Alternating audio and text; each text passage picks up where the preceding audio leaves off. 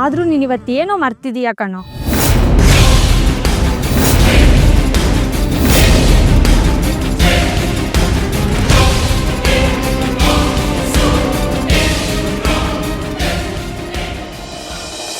ಸರಿ, ಯಾರಿಗೆಲ್ಲ ಹಾಡು ಹೇಳೋದಕ್ಕೆ ಬರುತ್ತೆ? ಯಾರು ಹಾಡು ಹೇಳ್ತೀರಾ? ಮಿಂಚು, ಕ್ಷಮಿಸು. ರೌಡಿ ಬೇಬಿ, ನೀನು ಹಾಡು ಹೇಳ್ತೀಯಾ? ಹೌದು ಗುರುಗಳೇ, ರೌಡಿ ಬೇಬಿ ತುಂಬಾ ಚೆನ್ನಾಗಿ ಹಾಡು ಹೇಳ್ತಾಳೆ. ಸರಿ, ಹಾಗಿದ್ರೆ ಈಗ ರೌಡಿ ಬೇಬಿ ಒಂದು ಹಾಡು ಹೇಳ್ತಾಳೆ.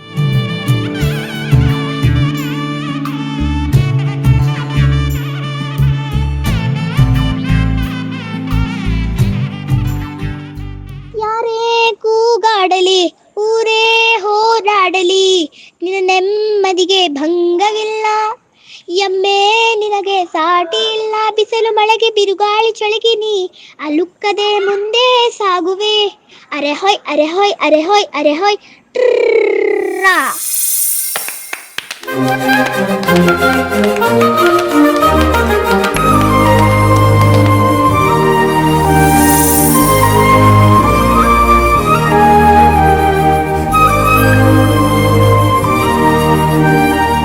ಬೆರೆಯೋದು ಹೇಗೆ ಕಂಡಿದ್ದಿಲ್ಲಿ, ಜೊತೆಯಾಗಿ ಹಂಚಿ ತಿಂದಿದ್ದಿಲ್ಲಿ, ಹಿರಿಯರಿಗೆ ಅರೆ ಮಕ್ಳ, ಇದೇನು ಹೀಗೆ ಕೂತ್ಬಿಟ್ಟಿದ್ದೀರಾ?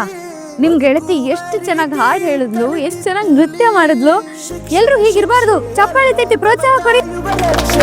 ಪುಸ್ತಕ ಹಿಡಿದ ಕೈ ಸರಿದಾರಿಯ ನಕ್ಷೆ, ತಂದೆ ತಾಯಿ ದುಡಿಮೆ ನಮ್ಮ ಬೆಳವಣಿಗೆ, ತಿದ್ದೋ ಗುರುವಿನ ತಾಳ್ಮೆ ನಮ್ಮ ಬರವಣಿಗೆ.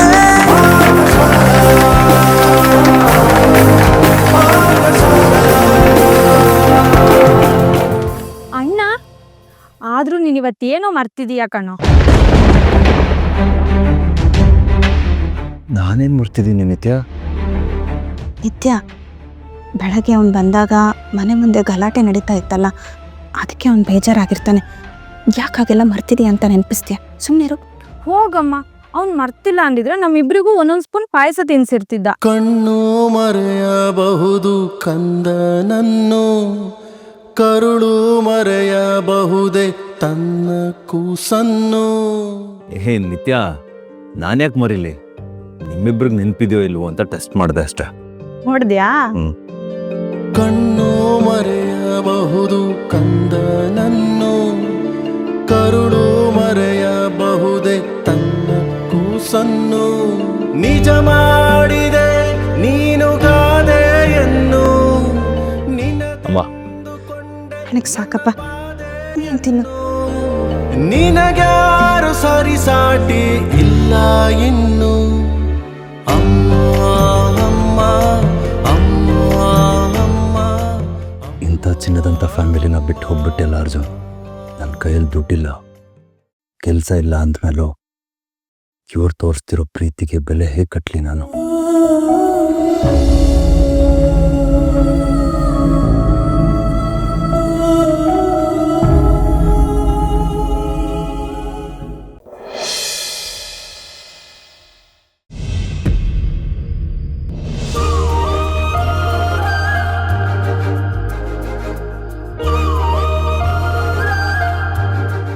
ಯಾಕಮ್ಮಿಯವರೇ ಕುಂತ್ಕೊಂಡೇ ಇದ್ದೀರಾ? ಮನೆ ಕದಕ್ಕಿಲ್ವೇ? ನಿದ್ದೆ ಬಂದಿಲ್ಲ ಜೋಗಿ ಅವ್ರೆ. ನೀವ್ಯಾಕೆದ್ರಿ? ನನಗೆ ಈ ಬೈರೋದಗಿನ ಮುಗ್ಸ ಕಾಲಿಲ್ವಲ್ಲ ಅನ್ನೋ ವಿಷಯ ತಲೆಯಾಗಿ ತುಂಬ್ಕೊಂಡು ನಿದ್ದೆನೇ ಬರ್ತಾ ಇಲ್ಲ. ಇಲ್ಲ, ಇವ್ರನ್ನ ಬೈರಾದೇವಿ ವಿಷಯದಲ್ಲಿ ಹೀಗೆ ಬಿಟ್ರೆ ಆಗಲ್ಲ. ಜೋಗಿ ಅವರೇ, ನೀವು ತುಂಬ ಒಳ್ಳೆಯವರು. ನಿಮಗೆ ಈ ಕೋಪ ಎಲ್ಲ ಸರಿ ಹೊಂದಲ್ಲ. ಸುತ್ತ ಶತ್ರುಗಳು ತುಂಬ್ಕೊಂಡಿದ್ದಾಗ ನಾನು ಹಿಂಗಿದ್ರೇನೆ ಉಳಿಗಾಲ. ನಿಮ್ಗವೆಲ್ಲ ಅರ್ಥ ಆಗಲ್ಲ ಬಿಡಿ, ಈಗ ಮನೆ ಕಡಿ. ಜೋಗಿ ಅವರೇ, ನೀವು ಹೇಳ್ತಿರೋ ತಪ್ಪು ಅಂತ ನಾನು ಹೇಳ್ತಾ ಇಲ್ಲ. ಆದರೆ ಕೋಪ ಅನ್ನೋದು ಮನುಷ್ಯನ ಕೈಯಲ್ಲಿ ಏನು ಬೇಕಾದರೂ ಮಾಡಿಸ್ಬಿಡುತ್ತೆ. ನೀವು ಅದ್ರ ಕೈಗೆ ಸಿಕ್ಕಾಕೋಬಾರ್ದು ಅನ್ನೋದಷ್ಟೇ ನನ್ನ ಉದ್ದೇಶ. ಅದಕ್ಕೆ ಈಗ ಏನು ಮಾಡಬೇಕು ಅಂತೀರಾ? ನೀವು ಏನೂ ಮಾಡಬೇಕಾಗಿಲ್ಲ. ನಾನು ಇವಾಗ ಹೇಳೋ ಒಂದಷ್ಟು ಮಾತುಗಳನ್ನ ನಿಮ್ಮ ತಲೆಯಲ್ಲಿ ಇಟ್ಕೊಂಡಿದ್ರೆ ಅಷ್ಟೇ ಸಾಕು. ಸರಿ ಆಯ್ತು, ಅದೇನು ಅಂತ ಹೇಳಿ. ನೀವೇನು ಹೇಳಿದ್ರು ನಾನು ಒಳ್ಳೇದಕ್ಕೆ ತಾನೇ ಹೇಳ್ತೀರಾ? ನಾನು ಕೇಳ್ತೀನಿ, ಹೇಳಿ. ಮೊದಲನೇದಾಗಿ ಕೋಪ ಮಾಡ್ಕೊಳ್ಳೋದ್ರಿಂದ ಸಮಸ್ಯೆ ಸಂಪೂರ್ಣವಾಗಿ ಬಗೆಹರಿಯುತ್ತಾ ಅನ್ನೋದ್ರ ಬಗ್ಗೆ ಯೋಚನೆ ಮಾಡಬೇಕು.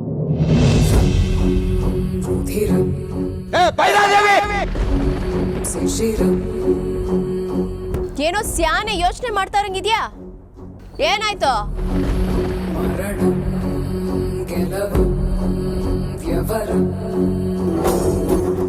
ಆಮೇಲೆ ಎರಡನೇದಾಗಿ ನಾವು ಕೋಪ ಮಾಡ್ಕೊಳ್ಳೋದ್ರಿಂದ ಯಾರ್ದಾದ್ರೂ ಜೀವಕ್ಕೆ ತೊಂದರೆ ಆಗುತ್ತಾ ಅಂತ ನಾವು ಯೋಚನೆ ಮಾಡಬೇಕು. ನನಗೆ ನಿನ್ನನ್ ಸಾಯ್ಸಕ್ಕೆ ನಾನು ಉಳ್ಕೊಂಡಿರೋದು ಅನ್ನಿಸ್ತಾ ಇದೆ. ಸರಿ, ಆಯ್ತು. ಮುಂದೆ ಮೂರನೇದಾಗಿ ನಾವು ಕೋಪದಲ್ಲಿ ಮಾಡೋ ಕೆಲಸದಿಂದ ನಮಗೇನಾದ್ರೂ ತೊಂದರೆ ಆಗುತ್ತಾ ಅನ್ನೋದ್ರ ಬಗ್ಗೆನೂ ಯೋಚನೆ ಮಾಡಬೇಕು.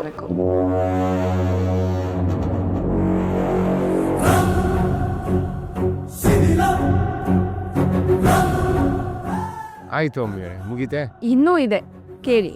ಈ ಮೂರೂ ಪ್ರಶ್ನೆಗಳಿಗೆ ನಿಮ್ಮ ಹತ್ರ ಉತ್ತರ ಇದ್ರೆ ನಿಮ್ಮ ಕೋಪಕ್ಕೆ ಒಂದು ಬೆಲೆ ಬರುತ್ತೆ. ಆಗ ನೀವು ಕೋಪ ಮಾಡ್ಕೊಂಡ್ರೆ ಅದಕ್ಕೊಂದು ಅರ್ಥನೂ ಇರುತ್ತೆ. ಯಾವ ಪಾರ್ಟಿ ತಿಳ್ಕೊಂಡ್ಬಿಟ್ಟಿದ್ದೀರಾ ನೋಡಿ ನೀವು. ಅದಕ್ಕೆ ನೀವು ನನ್ನ ಮಮ್ಮಿ ಅಂತ. ಇನ್ಯಾಗಿಂದ ನೀವು ಏನು ಹೇಳ್ತೀರಾ ನಾನು ಅದನ್ನೇ ಫಾಲೋ ಮಾಡ್ತೀನಿ.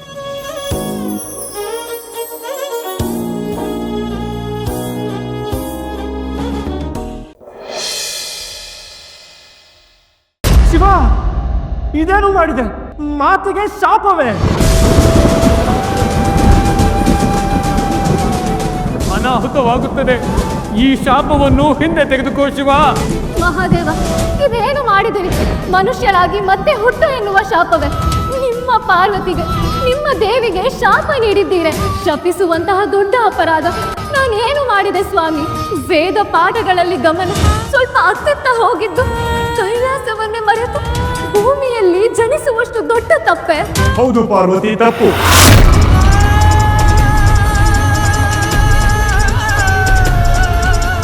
ಕೇವಲ ಮನಸ್ಸು ವಿಚಲಿತವಾಗಿದ್ದಲ್ಲ, ನಿನ್ನ ನಡತೆಯಲ್ಲಿ ಅಗೌರವ ಇಳುಕಿದ್ದು, ಪವಿತ್ರ ಜ್ಞಾನಕ್ಕೆ ಅವಮಾನ ಮಾಡುವ ಅಪರಾಧ ಮಾಡಿದ್ದು. ಶಾಪವಾಕ್ಯ ನುಡಿದಾಗಿದೆ. ನೀನು ಭೂಮಿಯಲ್ಲಿ ಹುಟ್ಟುವುದೇ ನಿನ್ನ ಅಹಂಕಾರಕ್ಕೆ ಶಿಕ್ಷೆ.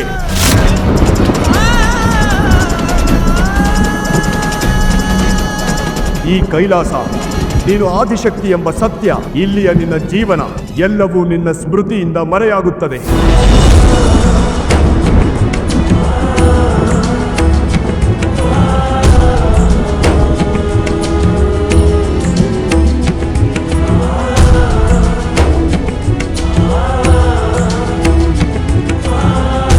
ಅಯ್ಯೋ ಬೇಡ ಸ್ವಾಮಿ, ಬೇಡ.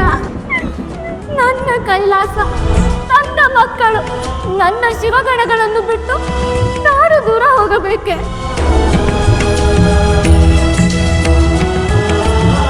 ನಿಮ್ಮನ್ನೆಲ್ಲ ಮರೆತು ಬದುಕುವುದು ಒಂದು ಬದುಕೆ. ಬೇಡ ಸ್ವಾಮಿ, ಇದರಿಗೆ ಈ ಜನ್ಮವೇ ಬೇಡ.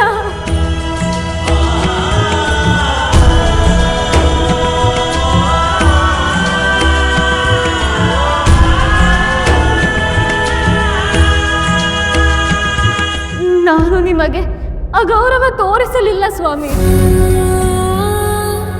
ವೇದಗಳ ಮೇಲೆ ನನಗಿರುವ ಪೂಜ್ಯ ಭಾವನೆಗೆ ಎಂದಿಗೂ ಕೊರತೆಯಾಗಿಲ್ಲ. ಆದರೂ ನಿಮಗೆ ನನ್ನಿಂದ ನೋವಾಗಿದ್ದರೆ ಕ್ಷಮಿಸಿ ಬಿಡಿ ಸ್ವಾಮಿ. ಇಂತಹ ಘೋರ ಶಿಕ್ಷೆ ನನಗೆ ಬೇಡ. ತಂದೆ, ಮಾತೆಯನ್ನು ಕ್ಷಮಿಸಿ ಅವರಿಗೆ ಶಾಪ ಕೊಡಬೇಡಿ. ಅವರು ನಮ್ಮನ್ನು ಬಿಟ್ಟು ಎಲ್ಲೂ ಹೋಗಬಾರದು.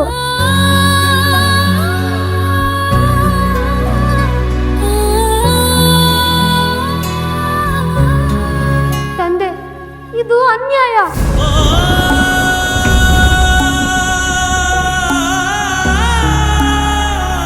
ಮಾತೆ ಎಲ್ಲವನ್ನು ಮರೆತು ಭೂಮಿಯಲ್ಲಿ ಬದುಕುವುದು ಎಂದರೆ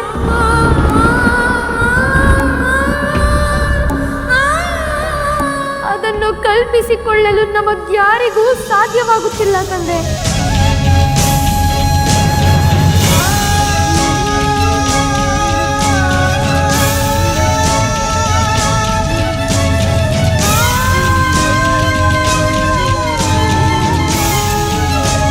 ಶಾಪವಾಕ್ಯ ನುಡಿದ ಮೇಲೆ ಅದನ್ನು ಹಿಂಪಡೆಯಲು ಸಾಧ್ಯವಿಲ್ಲ ಕುಮಾರ.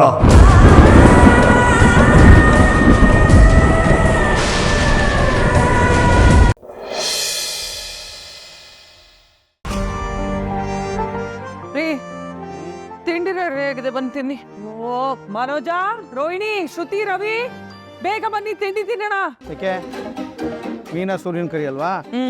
ಮೀನಾ ಅಡಿಗೆ ಮನೇಲಿ ಬೇಸಾಗ್ತಿದ್ದಾಳೆ, ಸೂರ್ಯ ಊರು ಸುತ್ತಕ್ ಹೋಗಿದ್ದಾನೆ. ಏನೀಗ? ಅಯ್ಯೋ ಮನೋಜ ಬರ್ತಾರೆ ಅತ್ತೆ, ಯಾಕೋ ತಲೆನೋವು ಅಂತ ಇದ್ರು. ತಲೆನೋವು? ಅಯ್ಯೋ ಯಾಕಪ್ಪ ಮನೋಜ? ಮನೋಜ, ಅಯ್ಯೋ ಯಾಕಪ್ಪ, ಯಾಕಂತ ತಲೆನೋವು ನಿನಗೆ? ತಲೆ ಇದ್ರೆ ಬರುತ್ತೆ ಕಣೆ. ಏನಾದ್ರೂ ಹೇಳ್ತಾನೆ ಇಲ್ಲ. ರವಿಗೂ ತಲೆನೋವು ಅಂತ ಅತ್ತೆ. ಅಯ್ಯೋ ಇವ್ರಿಗೂ ತಲೆನೋವು ಯಾಕೋ? ಹೌದಮ್ಮ, ಅದು ಒಂದೇ ತಾಯಿ ಮಕ್ಕಳಲ್ವಾ, ಅದಕ್ಕೆ ಒಂದೇ ಸಲ ತಲೆನೋವು ಬಂದ್ಬಿಟ್ಟಿದೆ. ಅದೆಲ್ಲ ಏನಿಲ್ಲ ಅತ್ತೆ, ನೆನ್ನೆ ಇವರೆಲ್ಲ ಸೇರಿ. ಶ್ರುತಿ, ಅಮ್ಮ ಅದು ಇಬ್ರು ರಾತ್ರಿ ಎಲ್ಲ ಯಾವ ಬಿಸ್ನೆಸ್ ಮಾಡಬೇಕು ಅಂತ ಯೋಚನೆ ಮಾಡಿ ಇಬ್ರಿಗೂ ಒಂದೇ ಸಲ ತಲೆನೋವು ಬಂದ್ಬಿಟ್ಟಿದೆ. ಮೀನಾ ರೆಡಿ ಇಡಮ್ಮ ತಿಂಡಿ. ಏನಪ್ಪ ನ್ಯೂಸು? ನ್ಯೂಸ್ ಏನಾರು ಇರಲಿ, ನಿಂಗೆ ತಲೆನೋವು ಇಲ್ಲಪ್ಪ, ನನಗೆ ತಲೆನೋವಿಲ್ಲ. ಯಾಕೆ, ಏನು ಮ್ಯಾಟ್ರ? ಅದೇನೋ ಇವರಿಬ್ಬರು ಒಟ್ಟೊಟ್ಟಿಗೆ ತಲೆನೋವು ಬಂದಿದೆ ಅಂತ ಕಣ್. ಅದಾ ಅಪ್ಪು, ಇದು ಬರೀ ಪ್ರೀಮಿಯಂ ತಲೆನೋವು ಅಷ್ಟೇ, ಸ್ಟ್ರಾಂಗ್ ತಲೆನೋವು ಅಲ್ಲ. ತಲೆನೋವಲ್ಲೂ ಪ್ರೀಮಿಯಮ್ಮು ಸ್ಟ್ರಾಂಗು ಅಂತೆಲ್ಲ ಇರುತ್ತಾ? ಹ್ಞೂನಪ್ಪ, ಗೊತ್ತಿಲ್ಲ ನಿನಗೆ ಅದು. ನೋಡಿ ಬಿಡೋ ಪ್ಲೀಸ್. ಆಯಿತು ಬಿಟ್ಟೆ ಅನ್ನಂಗೆ. ಅಪ್ಪ ಅಪ್ಪ ಅಪ್ಪ ಈ ಮನೋಜ ಬಿಸ್ನೆಸ್ ಶುರು ಮಾಡಬೇಕು ಅಂತ ಇದ್ನಲ್ಲ, ಒಳ್ಳೆ ಐಡಿಯಾ ಬಂದಿದೆ ನನಕ. ನಿನಗೆ ಯಾಕೆ ಐಡಿಯಾ ಬರಬೇಕು? ಬಿಸ್ನೆಸ್ ಮಾಡ್ತಿರೋದು ಅಂತಾನೆ. 3-4 ದಿವಸದ ಯೋಚನೆ ಮಾಡ್ತಾನೆ ಅದಪ್ಪ, ಏನು ಐಡಿಯಾನೂ ಬರಲಿಲ್ಲ ಅವನಿಗೆ. ಇವ್ನಿಗೇನೋ ಬಂದಿದೆ ಅಂತೆ, ತಡಿ ಕೇಳೋಣ. ಏನು ಐಡಿಯಾ ಬಂದಿದೆಯಪ್ಪ ನಿನಗೆ? ಒಂದು ಅಂಗಡಿ ಶುರು ಮಾಡೋಣ ಅಂತ. ಅಂಗಡಿ? ಬಂದ್ಬಿಡು. ಒಂದು ಬರಿಯನ್ನು ಲುಂಗಿ ಹಾಕೊಂಡು ಮೈ ಎಲ್ಲ ಗೋಧಿ ಹಿಟ್ಟು ಬೆಳ್ಕೊಂಡು ₹1 ಶಾಂಪು, ₹1 ಸೀಗೆಕಾಯಿ ಅಂತ ಮಾರ್ತಾನೆ ನನ್ನ ಮಗ. ಚಿಲ್ಲರೆ ಬುದ್ಧಿ ಬಿಡ್ಸಕ್ರೆ, ಚಿಲ್ಲರೆ ಅಂಗಡಿ ಬಗ್ಗೆ ಹೇಳ್ತಾರ ನಾನು. ಇದು ದೊಡ್ಡ ಅಂಗಡಿ. ಸೂರ್ಯ ಏನೋ ಅದು? ಗೆದ್ದಳೆ ಬೆಲೆ ಗೆದ್ದಳೆ ಅಂದೆ ಅಲ್ಲ ಕಣ. ಅವ್ನು ಕೂಡ ಐಡಿಯಾದಲ್ಲಿ ನೀನ್ ಬಿಸ್ನೆಸ್ ಮಾಡಕ್ಕೇನೋ ನಿನ್ನ ಇಷ್ಟೊಂದು ಓದಿಸಿದ್ದು? ಅಮ್ಮ ಫಸ್ಟ್ ಅದು ಏನು ಐಡಿಯಾ ಅಂತ ಕೇಳೋಣ ಇರಮ್ಮ. ಹೇಳಿದ್ದಲ್ಲ ಅಂಗಡಿ ಇಟ್ಕೋ ಅಂತ. ಅಂಗಡಿ ಅಂದರೆ ಅಂತಿಂತ ಅಂಗಡಿ ಅಲ್ಲ, ಅದೇನಪ್ಪ ಅದು? AC, ಫ್ಯಾನು, ಗೀಸರು, ಓವನ್ನು ಎಲ್ಲ ಒಂದೇ ಕಡೆ ಸಿಗುತ್ತಲ್ಲ, ಅದು. ಅದೇ ಅದೇ ಅದೇ ಅದೇ ಮಗಂದು ಲೇ, ಈ ಫ್ಯಾನ್ ಕೆಳಗೆ ಕೂತ್ಕೊಂಡು ಕೆಲಸ ಮಾಡೋದಲ್ಲ ಕಣೋ, AC ಕೆಳಗೆ ಕೂತ್ಕೊಂಡು ಕೆಲಸ ಮಾಡಬೇಕು. ಬೇಜಾನ್ ಲಾಭನೂ ಇದೆ ಇದರಲ್ಲಿ. ಆದ್ರೆ ಅಂತ ಅಂಗಡಿ ಓಪನ್ ಮಾಡೋದಕ್ಕೆ, ಲೈಸೆನ್ಸ್ ತಗೊಳ್ಳೋದಕ್ಕೆ ತುಂಬಾ ದುಡ್ಡಾಗತ್ತೆ. ಹೌದು, ಹೊಸ ಶುರು ಮಾಡೋದಕ್ಕೆ ದುಡ್ಡು ಬೇಕಾಗತ್ತೆ. ಆದ್ರೆ ಇದು ಲೇ ಮನೋಜ, ಡೀಲರ್ಶಿಪ್ ಅಲ್ಲಿ ಕೊಡ್ತಾ ಇರೋದು ಕಣ. ಅಂದ್ರೆ ಸೆಕೆಂಡ್ ಹ್ಯಾಂಡ್ ಬೇಡ ಕಣ ಮನೋಜ, ಸುಮ್ಮನಿರು, ಬೇಡ ಅದಲ್ಲ. ಆಯ್ತು ಬಿಡು, ಬೋಂಡ ಬಜ್ಜಿ ಪಗಾರ ಮಾಡ್ಕೊಂಡಿರ್ಲಿ, ನನಗೇನದು. ಈಗಾಗಲೇ ಇರೋ ಬರೋದನ್ನೆಲ್ಲ ಕಾರ್ಗೆ ಓಡಾಡಕ್ಕೆ ಅಂತ ಖರ್ಚು ಮಾಡ್ಕೊಂಡಿದ್ದಾನೆ ನಿನ್ನ ಮಗ. ಇನ್ನೂ ಯೋಚನೆ ಮಾಡ್ಕೊಂಡೇ ಇರಲಿ ಅಂದರೆ ಇರೋ 3 ಕಾಸು ಕಳ್ಕೊಂಡು ಇವನು ಹೇಳ್ದಂಗೆ ವಡೆ ಬಜ್ಜಿ ಇದು ಮಾಡ್ಕೊಂಡಿರ್ಬೇಕಾಗುತ್ತೆ.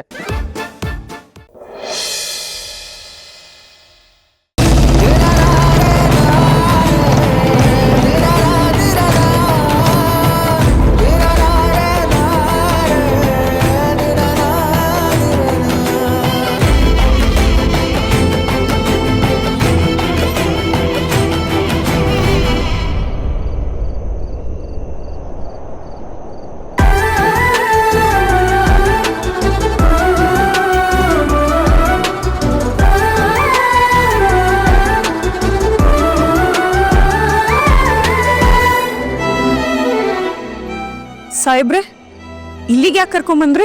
ಸಿಟಿ ನೋಡಿ ತುಂಬಾ ದಿನ ಆಗಿತ್ತಲ್ಲ, ಸುಮ್ಮನೆ ಹಾಗೆ ನೋಡೋಣ ಅಂತ ಕರ್ಕೊಂಬಂದೆ.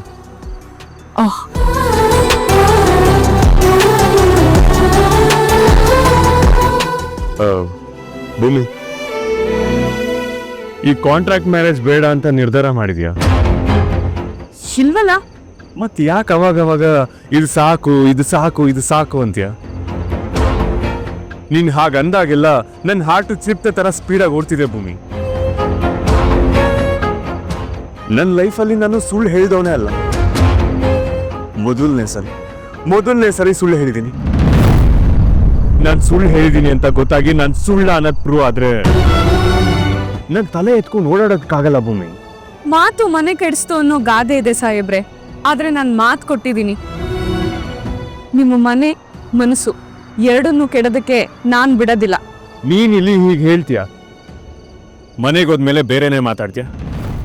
ನನಗೆ ನಿನ್ನ ಹೇಗೆ ನಂಬೇಕು ಅಂತಾನೆ ಗೊತ್ತಾಗ್ತಿಲ್ಲ ಭೂಮಿ.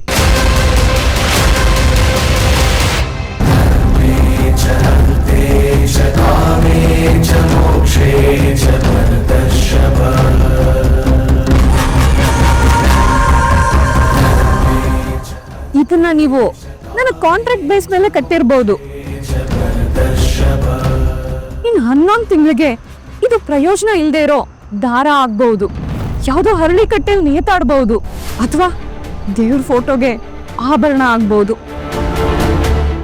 ಆದ್ರೆ ಇದು ನನ್ನ ಕುತ್ತಿಗೆಲಿರೋವರೆಗೂ ಇದನ್ನ ನಾನು ತಾಳಿ ಅಂತಾನೆ ಕರೆಯೋದು, ಪಾರ್ವತಿ ತಾಳಿ ಅಂತಾನೆ ಕರೆಯೋದು.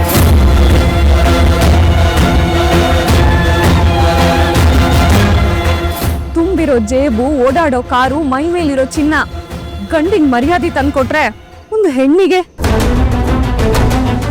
ಇದೊಂದು ತಾಳಿ ಸಾಕು ಸಾಹೇಬ್ರೆ.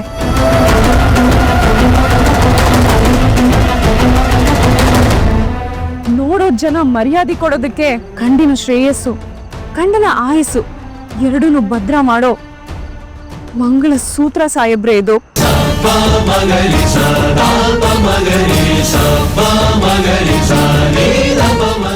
ನಿಮ್ಗೊಂದು ಮಾತು ಹೇಳ, ಸಂಸ್ಕಾರ ನಂಬಿರೋ ಪ್ರತಿಯೊಂದು ಹೆಣ್ಣಿಗೂ ಈ ತಾಳಿ ಅನ್ನೋ ವರ ಒಂದೇ ಸಲ ಸಿಗೋದು. ತನ್ನ ಪ್ರಾಣಕ್ಕಿಂತ ಜೋಪಾನವಾಗಿ ನೋಡ್ಕೋತಾಳೆ ಸಾಹೇಬ್ರೆ ಇದನ್ನ.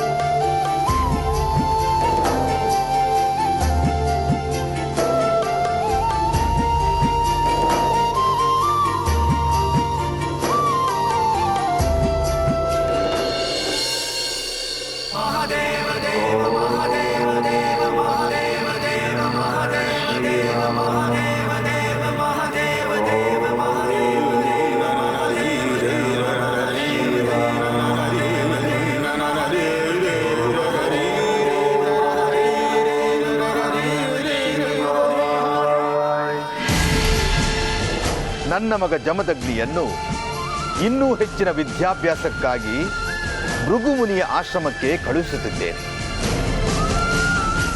ನಾನಿನ್ನು ಹೊರಡುತ್ತೇನೆ.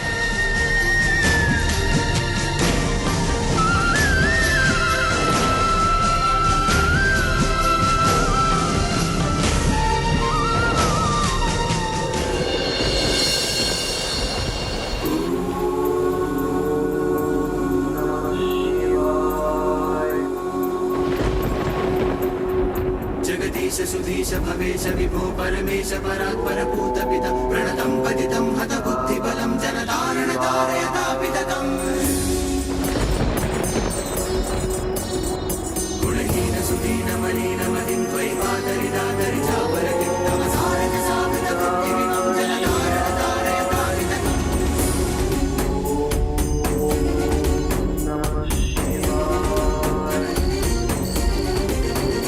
जगदीश सुधीश भवेश विभो परमेश परात्पर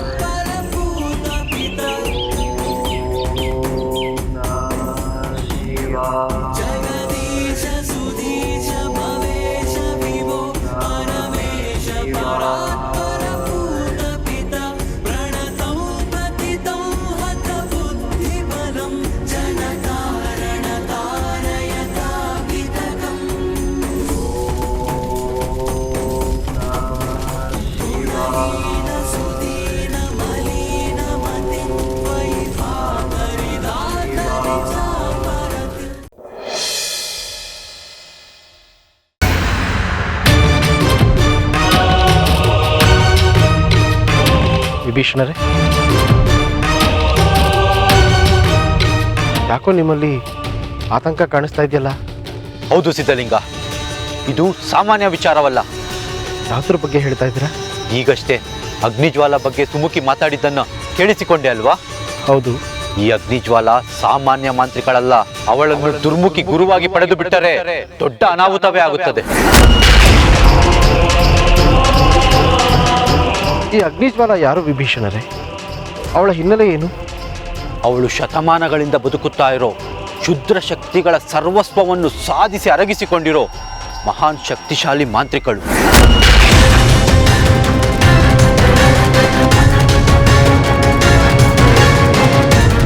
ಶತಮಾನಗಳಿಂದ ಬದುಕಿರೋಳ, ಇದು ಬಹಳ ಅಪರೂಪದ ವಿಚಾರ. ತನ್ನ ಕ್ಷುದ್ರ ಸಾಧನೆಯಿಂದ ಈ ಶಕ್ತಿಯನ್ನು ಪಡೆದುಕೊಂಡಿದ್ದಾಳೆ. ಅವಳು ಇಲ್ಲಿಯವರೆಗೂ ಯಾರ ಕಣ್ಣಿಗೂ ಕಾಣಿಸಿಲ್ಲ. ಅವಳಿರುವ ಸ್ಥಳ ಕೂಡ ನಿಗೂಢನೇ. ಅಂಥವಳನ್ನ ಭೇಟಿಯಾಗುವುದೇ ದೊಡ್ಡ ಸಾಧನೆ. ಅವಳು ಯಾರಿಗೂ ಗುರುವಾಗುವುದಿಲ್ಲ. ಒಂದು ವೇಳೆ ಗುರುವಾದರೆ ತನ್ನ ಶಿಷ್ಯರನ್ನು ಹೇಗೆ ತಯಾರು ಮಾಡುತ್ತಾಳೆ ಎಂದರೆ ಅವರನ್ನು ಎದುರಿಸಲು ಯಾರಿಂದಲೂ ಸಾಧ್ಯವಾಗುವುದಿಲ್ಲ. ತನ್ನ ಶಿಷ್ಯರ ಮೈಗೆ ಒಂದು ಚಿಕ್ಕ ಗಾಯ ಕೂಡ ಆಗದ ಹಾಗೆ ಕಾಪಾಡಿಕೊಳ್ಳುತ್ತಾಳೆ. ಅಂದರೆ ಸದ್ಯ ದುರ್ಮುಖಿ ಅವಳ ಶಿಷ್ಯತ್ವ ಸ್ವೀಕರಿಸಿದಾಳೆ ಅಂತಾಯ್ತು. ದುರ್ಮುಖಿ ಅಲ್ಲಿಯ ತನಕ ಹೋಗಿ ಅವಳನ್ನು ಕಂಡಿದ್ದಾಳೆ ಅನ್ನೋದರ ಅರ್ಥ ಇದೆ. ಖಂಡಿತ ಈಗ ಅವಳು ಅಗ್ನಿಜ್ವಾಲಾಗೆ ಶಿಷ್ಯ ಆಗಿರುತ್ತಾಳೆ. ಇದರಷ್ಟು ಅಪಾಯಕಾರಿ ಜೋಡಿ ಇನ್ನೊಂದಿಲ್ಲ. ಏನೇ ಆದರೂ ಅವ್ರು ಹೋಗ್ತಾ ಇರೋದು ಅಧರ್ಮದ ಹಾದಿಲಿ. ಅಧರ್ಮ ಜಯಿಸೋದಕ್ಕೆ ಯಾವತ್ತಿಗೂ ಸಾಧ್ಯ ಇಲ್ಲ.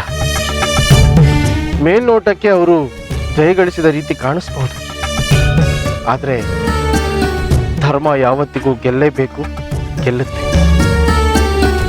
ಇದೇ ಬರದಲ್ಲಿ ನಾವು ಮುಂದೆ ಹೋಗೋಣ ವಿಭೀಷಣರೇ. ಮುತ್ತಿನಂತಹ ಮಾತು ಸಿದ್ಧಲಿಂಗ.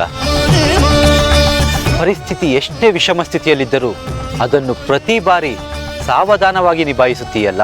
ನಿನ್ನ ಈ ಸಹನ ಶಕ್ತಿಯೇ ದೊಡ್ಡ ಆಯುಧ. ಆದರೆ ನಮ್ಮ ಎಚ್ಚರಿಕೆಯಲ್ಲಿ ನಾವಿರೋಣ. ಸರಿ ವಿಭೀಷಣರೇ.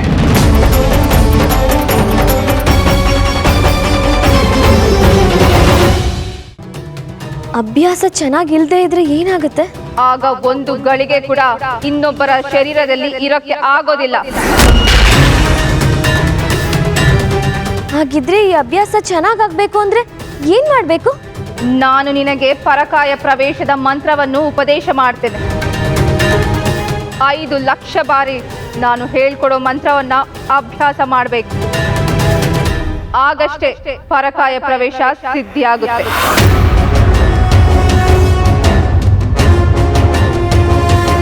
ಇದರಿಂದ ಮುಂದೆ ಏನೆಲ್ಲ ಮಾಡ್ಬೋದು?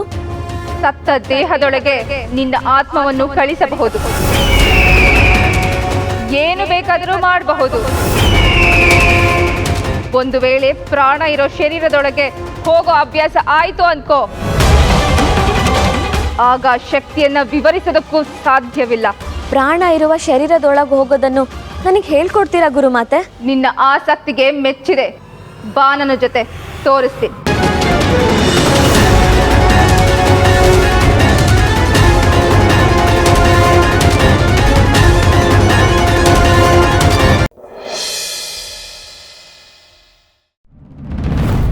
ಸೌಂದು, ಏನ್ ನಡೀತು ಅಂತ ನಿಜ ಹೇಳು.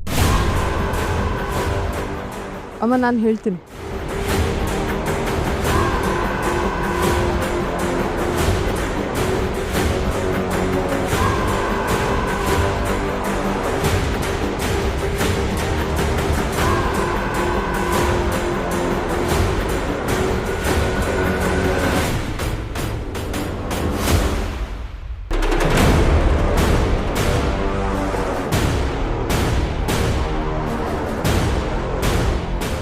ಇಷ್ಟೆಲ್ಲ ಆಯ್ತಮ್ಮ.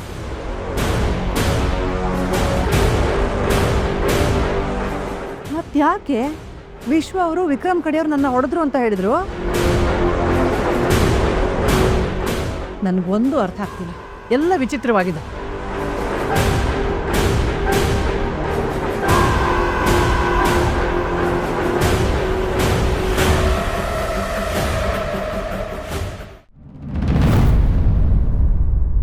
Thank you sir. ಮತ್ತೆ ಬನ್ನಿ.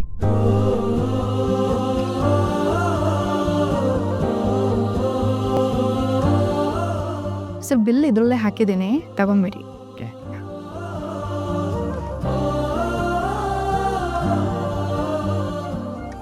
ಏನಿರೋದು ಹಾಗೆ ನೋಡ್ಕೊಂಡು ನಿಂತ್ಬಿಟ್ಟೆ?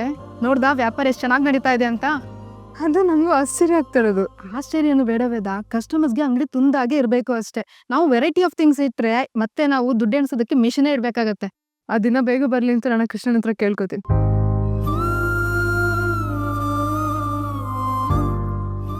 ವಿಕ್ರಮ್ ಎಲ್ಲಿ? ವಿಕ್ರಮ್ಗೆ ಕಾಲ್ ಟ್ರೈ ಮಾಡಿದೆ, ಸ್ವಿಚ್ ಆಫ್ ಬರ್ತಾ ಇದೆ. ಸ್ವಿಚ್ ಆಫಾ?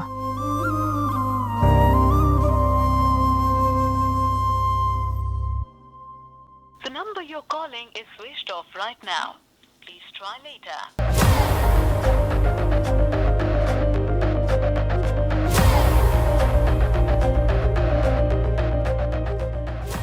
ರಾತ್ರಿ ನನ್ನ ಮನೆಗೆ ಹೇಗೆ ಹೋದೆ? ವಿಕ್ರಮ್ ಡ್ರಾಪ್ ಮಾಡ್ದ ಅಂತ ಅಕ್ಕ ಹೇಳಿದ್ಲು.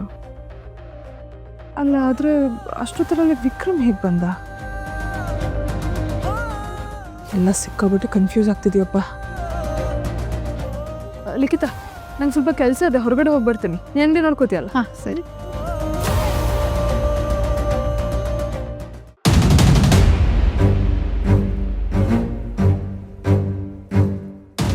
ಬಾಲ, ಅಣ್ಣನ ಎಲ್ಲಿಂದ ಹುಡ್ಕೋದು? ಎಷ್ಟು ಹುಡ್ಕರು ಕಾಣಿಸ್ತಾನೆ ಇಲ್ಲ. ನನಗಂತೂ ಟೆನ್ಷನ್ ಆಗ್ತಿದೆ ಕಣ. ನನಗೂ ಟೆನ್ಷನ್ ಆಗ್ತಾ ಉಂಟು ಮರೆಯ. ಅಣ್ಣನ ಫೋನ್ ಯಾವತ್ತೂ ಸ್ವಿಚ್ ಆಫ್ ಆಗ್ತಿರಲ್ಲ, ಇವತ್ತು ಸ್ವಿಚ್ ಆಫ್ ಆಗಿದೆ ಅಂತಂದ್ರೆ ನನಗಂತೂ ಅಣ್ಣ ಇಲ್ಲದೆ ಕೈ ಕಾಲೇ ಆಡ್ತಿಲ್ಲ ಕಣ. ಏನು ಮಾಡ್ಬೇಕಂತ ಗೊತ್ತಾಗ್ತಿಲ್ಲ. ಅಲ್ಲ, ಅಣ್ಣ ನಿನ್ನೆ ರಾತ್ರಿ ಹೋದವನು, ಇನ್ನೂ ನಮ್ಮ ಕೈಗೆ ಸಿಕ್ಕಿಲ್ಲ. ಎಲ್ಲಾದರೂ ಹೋಗೋದಾದ್ರೆ ನಮ್ಮನ್ನು ಕರ್ಕೊಂಡು ಹೋಗೋನು, ಇಲ್ಲ ಅಂತಂದ್ರೆ ಹೇಳ್ಬಿಟ್ಟು ಹೋಗೋನು. ಏನ್ರು ನಿಮ್ಮ ಅಣ್ಣ ಇನ್ನೂ ಅಂದ ಕಡೆ ಬಂದೇ ಇಲ್ಲ? ಅದಕ್ಕೆ ನಿಮಗೆ ಫೋನ್ ಮಾಡಿ ಕೇಳೋಣ ಅಂತಿದ್ವಿ. ಯಾಕೆ ಅಂತಂದ್ರೆ ಅಣ್ಣ ನಿನ್ನೆ ರಾತ್ರಿಯಿಂದ ಕಾಣ್ತಿಲ್ಲ, ಅದಕ್ಕೆ. ಮೊಬೈಲ್ ಬೇರೆ ಸ್ವಿಚ್ ಆಫ್ ಆಗೋಗಿದೆ. ಏನು ಹೇಳ್ತಿದ್ದೀರಾ? ಹೌದು, ನಿನ್ನೆ ರಾತ್ರಿ ನಿಮಗೆ ಮನೆ ಡ್ರಾಪ್ ಆದ್ಮೇಲಿಂದ ಅಣ್ಣ ಕಾಣಿಸ್ತಾನೆ ಇದೆ. ಅವಾಗಲಿಂದ ಅಣ್ಣನ ಫೋನು ಸ್ವಿಚ್ ಆಫ್ ಆಗಿದೆ. ಜ್ಯೋತಿದ್ರೆ ಎಲ್ಲಿಗೆ ಹೋಗಿದ್ದಾನೆ ಹಾಗಿದ್ರೆ? The number you're calling is switched off right now. Please try later. ಅಲ್ಲ, ನಿಮ್ಮನ್ನು ಬಿಟ್ಟರೆ ಬೇರೆ ಯಾರಾದ್ರೂ ಪರಿಚಯ ಇರಬೇಕಲ್ಲ? ನಮ್ಮನ್ನು ಬಿಟ್ಟರೆ ಕ್ಲೋಸ್ ಆಗಿರೋದು ನಿಮ್ಮ ಜೊತೆ ಅಷ್ಟೇ. ಇದೊಳ್ಳೆ ಪದ್ಧತಿ ಆಯ್ತಲ್ಲ. ಅಲ್ಲ, ಯಾರಿಗೂ ಗೊತ್ತಿಲ್ಲ, ಯಾರಿಗೂ ಹೇಳಿಲ್ಲ ಅಂದರೆ ಎಲ್ಲಿಗೆ ಹೋಗಿರ್ಬೋದು ಅವನು?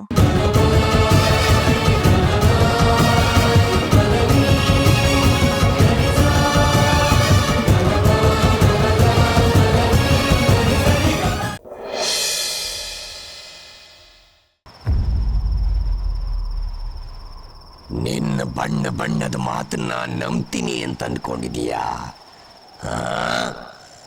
ಅದು ನಿನ್ನ ಭ್ರಮೆ. ನನ್ನ ತಪ್ಪಿನ ಅರಿವು ನನಗಾಗಿದೆ. ಈಗ ನಾನು ಬಣ್ಣದ ಮಾತನ್ನ ಆಡ್ತಿಲ್ಲ. ಪ್ಲೀಸ್ ನನ್ನ ನಂಬು. ಇಂಥ ಎಷ್ಟು ಮಾತುಗಳನ್ನ ಆಡಿಲ್ಲ ನೀನು. ಈಗ ಹೇಗ್ ನಂಬ್ಲಿ? ಹಾಗೆ ಹೇಳ್ಬೇಡ ಧೀರ. ಒಂದು ಅವಕಾಶ ಕೊಡು, ಒಂದೇ ಒಂದು ಅವಕಾಶ ಕೊಡು. ನಾನು ತಿದ್ಕೊಳ್ತೀನಿ. ನಾನು ಮಾಡಿರೋ ತಪ್ಪನ್ನೆಲ್ಲ ನಾನು ಸರಿ ಮಾಡ್ತೀನಿ.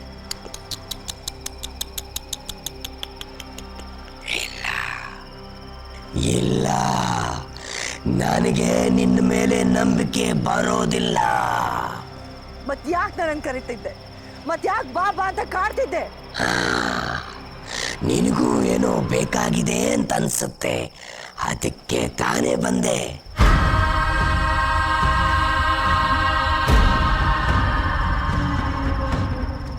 ಅಧೀರ, ನೀನು ಮರ್ತಿರ್ಬೋದು, ಆದರೆ ನಾನು ಮರ್ತಿಲ್ಲ. ನನಗೆ ತುಂಬ ಚೆನ್ನಾಗಿ ನೆನಪಿದೆ. ನಿನಗೇನು ಬೇಕು ಅಂತ ನನಗೆ ಚೆನ್ನಾಗಿ ಗೊತ್ತಿದೆ. ನಿನಗೇನು ಬೇಕು ಅದನ್ನ ನನ್ನ ಬಿಟ್ಟರೆ ಬೇರೆ ಯಾರಿಗೂ ಕೊಡೋಕ್ಕೆ ಸಾಧ್ಯ ಇಲ್ಲ ಅಲ್ವಾ ಅಧೀರ?